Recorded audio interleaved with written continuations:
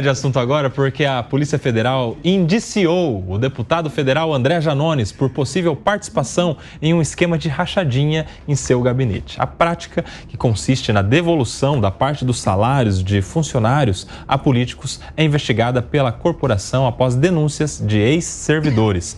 O deputado foi indiciado pelos crimes de associação criminosa, peculato e corrupção passiva. De acordo com a investigação da Polícia Federal, o patrimônio de Janones cresceu de forma desproporcional entre 2019 e 2020 e o aponta como eixo central de um grupo criminoso que se aproveitou das verbas. Aí a gente vai para Minas Gerais, porque o Janones é de Minas Gerais, com o nosso representante aqui. Você vai lembrar disso agora? Com o nosso representante mineiro aqui. Eu estava vendo o relatório final da Polícia Federal que indicia o André Janones. É interessantíssimo, Davi Andrade, porque as denúncias e a conclusão da polícia, depois de oficiar banco e oficiar os documentos do Congresso Nacional, quebra de sigilo bancário, cartões e tal, indica mais ou menos o seguinte, em relação a um dos servidores, porque são dois os principais. Em relação a um dos servidores, o servidor chamado Mário, inclusive, ninguém pergunta qual o Mário. Eu ia falar, não, conhece o Mário? Não. O Mário, o André Janones, usava um cartão de crédito do seu funcionário Mário, do seu gabinete. E quem pagava a fatura desse cartão de crédito? O funcionário. O Mário. Isso, exato. O tal Mário. O tal Mário. Ou seja, cartão em nome do funcionário, o André Janones usava para as suas despesas e o funcionário pagava lá a fatura. Mas não é só, meu querido Milei Mineiro. As despesas, essas, eram também enviadas à Câmara dos Deputados para reembolso.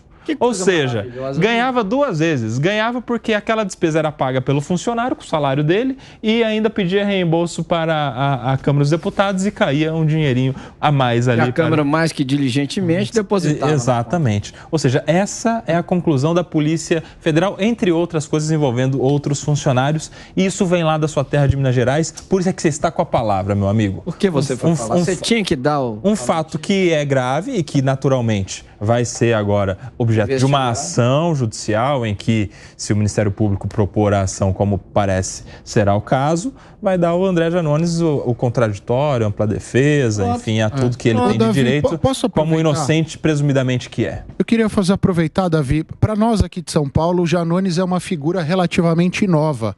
Ele veio nas eleições de 2022, muitos acham que ele foi historicamente de esquerda. Você que é mineiro e conviveu com ele, é importante até você falar da história do Janones. Eu gosto tanto de você. Conviveu eleitoralmente com ele. Eu gosto tanto de você. Será que o Davi votou nele? Você entendeu. Não, ele navegou por todas as ondas, velho. Ele foi de direita, depois foi aliado do Lula. Ele é tudo, é o que é possível ser, ele é. Agora, vamos dar ao deputado Janones o que ele não dá aos seus adversários. Vamos dar o benefício da dúvida a ele, não é?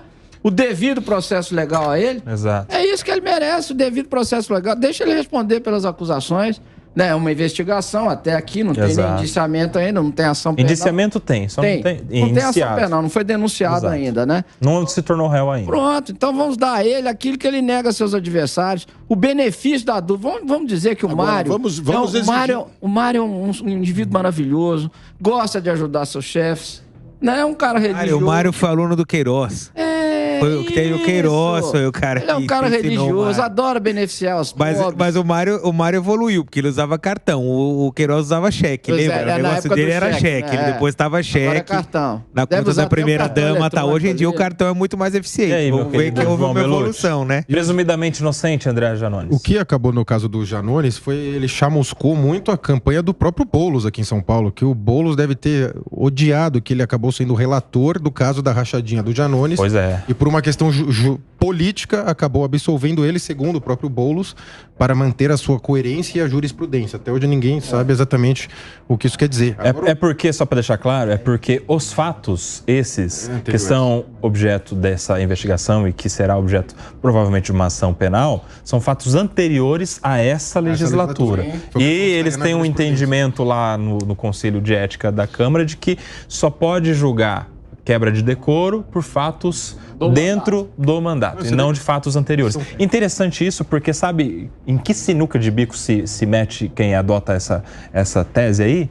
Como é que fica a situação do Chiquinho Brazão? Já que o assassinato da Marielle Franco, que é uma pessoa muito cara à história e à luta, principalmente dos militantes do PSOL, se o fato foi anterior, será que os militantes aí e políticos e deputados do PSOL também vão votar para manter o mandato de um cara que é acusado de matar Marielle Franco? Exatamente. Porque se for por esse critério, eu queria saber o voto do Guilherme Boulos. E aí? Fato anterior à legislatura. Cadê a jurisprudência? Vamos lá. Cadê a jurisprudência? Sem dúvida alguma. Agora, olha, o Boulos foi relator não por acaso, não sem querer. Ninguém é relator num caso se não quiser. Até porque ele podia pedir licença, por exemplo. Podia sair de lá de cena. Mas a narrativa seria também que... Ele quis ser. É que o espírito de corpo é muito forte. E nós temos que lembrar que, olha, as denúncias, como disse Kobayashi, são muito fortes, muito claras, muito contundentes. Se processado, eu duvido que ele escape de uma condenação. Mas antes disso, nós temos que exigir da Câmara que dê autorização para que ele seja processado.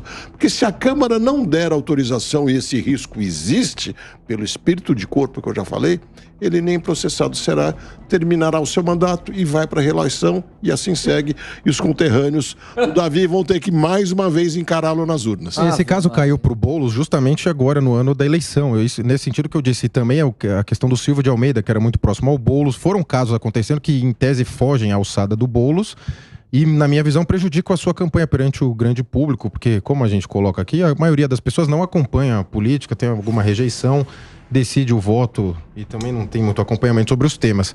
Agora, a prova é muito robusta, isso está muito claro. Tem até áudio do Janones falando sobre o tema, né? Então, falando que era para fazer essa questão das despesas dele. Agora, o Janones se notabilizou por esse baixo clero no parlamento, por ser um deputado extremamente agressivo, extremamente ofensivo, de espalhador de notícias falsas, de fake news.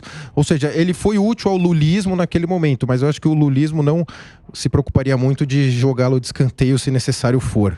Fala lá, Guilherme Mendes. Não, era isso. Essa questão das fake news foi uma característica que marcou bastante, né, a atuação dele na eleição de 22. E isso tem que ser até o último dia do Twitter ele estava com o perfil ativo, né? Tem que ser criticado, seja ele de qualquer linha política, não é? A verdade tem que prevalecer sempre. Já que a gente está falando de coerência, né, Cássio Miranda? Até o último dia do finado X estava lá o perfil de André Janones e ele não teve o perfil bloqueado. Você estava acompanhando, Koba? Eu não. Eu não era assim. Kobayashi é seguidor, hein? O Janones estava lá falando fascismo, follow. Não, pode pesquisar lá. Quer dizer... Não, agora tenta. Mas tenta pesquisar no Twitter. Não funciona, né? O perfil dele não foi bloqueado, não. Não foi bloqueado, não. Mas eu acho que é um pouco do que você estava falando. Pau que bate em Chico, bate em Francisco. O Janones fez uso exatamente das mesmas estratégias que ele sempre criticou. Rachadinha, fake news, pulou o muro para o outro lado. Então, o ritmo da política, a ética dentro da política é um pouco diferente da nossa ética enquanto sociedade, né? E eu sempre brinco, um defende a esquerda, outro defende a direita. Se o maior líder da esquerda e o maior líder da direita, se eles precisarem se abraçar e se unir em prol dos próprios interesses, eles não terão o menor pudor nisso.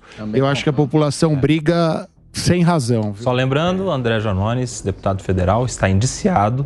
Isso vai agora para o Ministério Público, que vai analisar se pede mais provas, se arquiva o caso ou se denuncia à Justiça. A Justiça aceitando, ele vai se tornar réu e responderá, portanto, a uma ação criminal. Se a Câmara autorizar, né? Na verdade, não. Isso aí não depende. Não depende de autorização da Câmara para se tornar réu. Foi a briga do Lira com o Supremo. O Supremo atropelou isso. E aí é questão para a gente acompanhar as cenas dos próximos capítulos. André Janones, que terá direito de se defender e provar a sua inocência. A Justiça a gente vai seguir acompanhando. Tava brincando com vocês, né? Eu não sigo o André Janones, não seguia no Twitter. Ia falar para vocês irem lá conferir. Não seguia. Mas não tem como você acessar o Twitter. Em prol da notícia, ele vai seguir. Falando sobre algo... Eu posso dizer, o Janones não está publicando no X. Pois é. Na dinâmica do Twitter aparece... disso. O Twitter é feito para discussão, então não aparecia necessariamente quem você segue. Aparece o debate público. Então, mesmo sem você seguir o Janones, aparece ele falando os de sempre. Fascista, extrema-direita.